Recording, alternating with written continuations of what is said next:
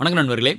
வெற்றி படிக்கட்டுகளில் நம்ம இன்றைக்கி என்ன பேச போகிறோம் அப்படின்னா, எப்படி நம்மளுடைய அறிவை வளர்ப்பது அப்படிங்கிற சீரீஸில் 4வது கேள்விகளை வகைப்படுத்தி படிக்கக்கூடிய ஒரு நாலேஜ் வேணும். பேசிக்காக கேள்விகளை எப்படி வகைப்படுத்துறது?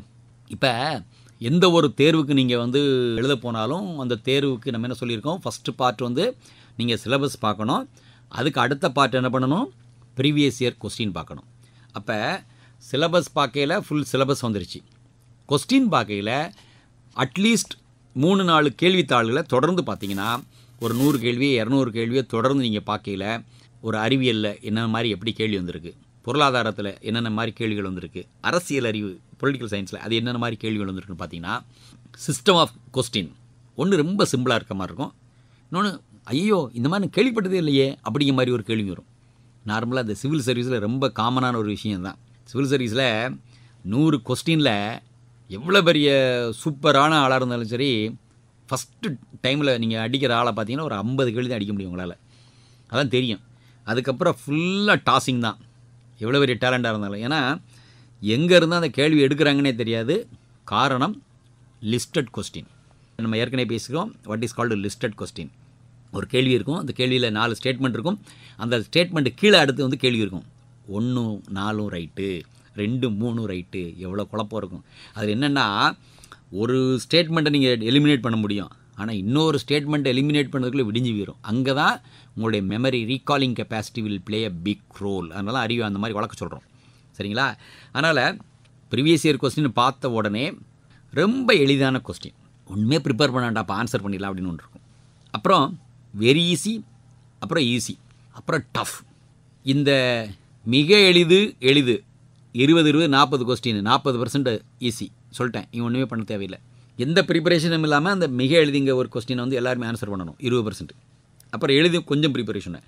அதுக்கு அடுத்து கடினம் டஃப். இதில் ஒரு 50% கொஸ்டின் தான் நமக்கு தெரியும்.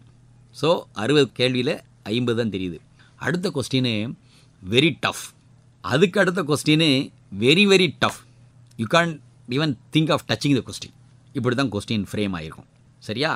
அப்போ இந்த நம்ம டச் பண்ண முடியாத ஒரு கொஸ்டின் 20 கொஸ்டின் வருது பார்த்தீங்களா, அது யாருக்குமே தெரியாது. அதை டச்சே பண்ண முடியாது, அதை சட்டையே பண்ண நம்ம தேவையில்லை, விட்டுருங்க எதுவாக இருந்தாலும் சரி. அப்போ இது நான் யூபிஎஸ்சி ஃபார்மில் சொல்கிறேன். பட் டிஎன்பிஎஸ்சி ஃபார்மில் கேட்டிங்கன்னா இது இன்னும் ரொம்ப சிம்பிளாக இருக்கும். It can be like very very easy, then very easy, then easy and tough and very tough. இந்த very tough will be just ஒரு 20 கொஸ்டின் 80 கொஸ்டின் ரொம்ப ஈஸியாக இருக்கும் மக்களுக்கு. இப்போ ப்ரீவியஸ் இயர் கொஸ்டினை பார்க்குறோம். அதுக்கப்புறம் நம்ம சிலபஸை படிக்கையில் இந்த கேள்வி எப்படி வருவதற்கான வாய்ப்பு இருக்கிறது. நிறைய பேருக்கு மனசில் ஒரு தோணும், நான் இந்த புத்தகத்தை படிக்கிறதுக்குள்ளே விடிஞ்சு போயிருந்து நினைக்கிறேன், அதில் கொஸ்டினை ஃப்ரேம் பண்ணி படிக்கணும்னு சொல்கிறீங்களே அப்படின்னு கண்டிப்பாக உங்களுக்குள்ளே கேள்வி வரும். முதல்ல படிக்கிறது தான் பிள்ளைங்களுக்கு கஷ்டமாக தெரியும். ஐயோ இதில் எப்படி இவர் சொல்கிற மாதிரி எப்படி கொஸ்டின் ஃப்ரேம் பண்ணுறது, இதில் கான்செப்ட்னா என்ன, இதில் கான்செப்ட் அப்ளிகேஷன் என்ன அப்படின்னு நீங்கள் யோசிப்பீங்க. கவலைப்படாதீங்க, இன்னும் சில எபிசோடு கழிந்து ஒரு 1-2 ஒரு சயின்ஸில் 1, ஜியாகிரஃபியில் 1, இந்த மாதிரி ஒரு 2-3 சப்ஜெக்டில் உள்ள கேள்விகளை எடுத்து அதை எப்படி ப்ரிப்பேர் பண்ணியிருக்கோம், அதில் கான்செப்ட்னா என்ன, அது அப்ளிகேஷன்னா என்ன, அது எங்கேருந்து இந்த கேள்வி அந்த பக்கத்திலே இல்லாத ஒரு கேள்வி எங்கே லிங்க் ஆகுது அப்படிங்கிறத நம்ம சொல்லுவோம். அப்போ உங்களுக்கு தெரியும். பேசிக்கான ஒரு கான்செப்ட் 6th 7th படிச்சிருப்பீங்க, அதை இங்கே சொல்லியிருக்கவே மாட்டாங்க, தட் இஸ் ஹிடன். அது இல்லாமல் இங்கே ஒரு விஷயத்தை, அதனுடைய அப்ளிகேஷன் ஓரியண்டான விஷயத்தை 9th 10th 11th சொல்லியிருப்பாங்க. அப்போ நம்ம நேரடியாக 11th 12th நம்ம போய் பார்க்கையில் ஐயோ இது என்னது, தலையும் தெரியல வாலும் தெரியல அப்படின்னு நம்ம யோசிக்கும் பார்த்தீங்களா. அதுக்காகத்தான் எல்லாரையும் என்ன சொல்கிறோம், நீங்கள் 6th ஸ்டாண்டர்ட்லேருந்து புத்தகத்தை படிங்க. ஏன்னா பேசிக் அறிவு ஃபுல்லாக இங்கே இருக்குது, சரியா? அடுத்து நீங்கள் படிக்கையில் மாடல் பேப்பரை கையில் வச்சுக்கிட்டிங்கன்னா ரொம்ப ஈஸியாக இருக்கும். எந்த சூழலில் நம்ம தெரிஞ்ச கேள்வி நம்ம ஆன்சர் பண்ணுறவங்க தெரிஞ்சிடும், ரைட்டா? For example, negative mark question இருக்க பேப்பரில் நான் எல்லா பிள்ளைங்கள்ட்டையும் சொல்கிறது என்னென்னா, தெரிந்தால் தொடுங்க, தெரியலனா தொடவே செய்யாதீங்க.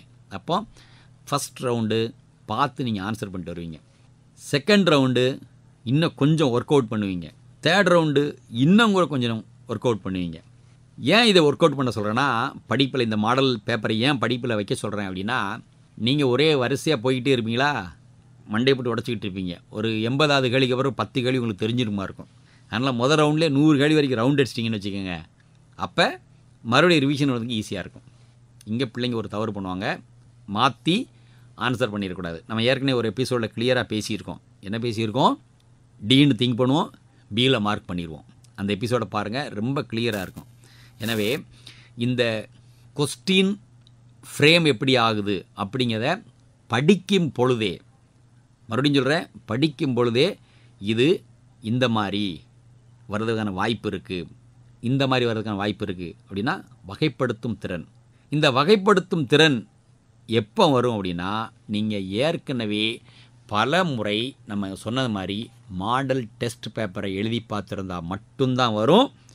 அப்போ தான் உங்களுடைய ப்ராக்டிக்கல் அறிவு வளரும். மறுபடியும் சொல்கிறேன், practical knowledge that will come by practice.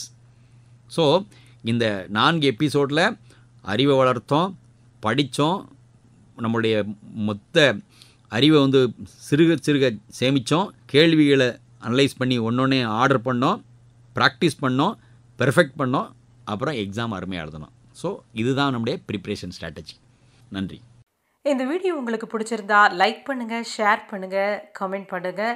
இதுவரை சேனலை சப்ஸ்கிரைப் பண்ணலன்னா சப்ஸ்கிரைப் பண்ணுங்கள், பெல் ஐக்கன் ப்ரெஸ் பண்ண மறந்துடாதீங்க. அப்போ தான் எங்களுடைய நோட்டிஃபிகேஷன் உங்களுக்கு உடனே வரும்.